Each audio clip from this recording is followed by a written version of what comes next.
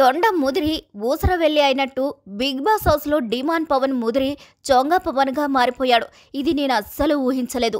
రితు చౌదరి కనిపిస్తే చాలు గలగల పారుతున్న గోదారిలా జలజల జారుతుందే నీపై ప్రేమిలా అన్నట్టు చొంగ కార్చేస్తున్నాడు. ఇక ఆ ప్రవాహం అన్నపూర్ణ స్టూడియో నుంచి మనోడి ఊరు తణుకు వరకు ప్రవహించినా ఆశ్చర్యపోవాల్సిన అవసరమే లేదు. ఇప్పటి వరకు బిగ్ బాస్ హౌస్లో ఎంతో మంది పులిహార రాజాలను చూశాను, కానీ డీమాన్ పవన్ లాంటి నిబ్బా పులిహార రాజానైతే చూడలేదు. బిగ్ బాస్ సీజన్ మొదలై వారం కూడా కాలేదు. పవన్లో రీతు చౌదరిపై ప్రేమైతే ఉప్పొంగిపోతుంది. నిన్ను తలచి మై మరచ చిత్రమే ఇది చిత్రమే అన్న సాంగ్ని బ్యాక్గ్రౌండ్లో వేసుకుంటూ రితుని ఇంప్రెస్ చేసే పనిలో పడ్డాడు. ఇక రితు కూడా ఓకే చెప్పినట్టే సిగ్నల్స్ ఇస్తుంది.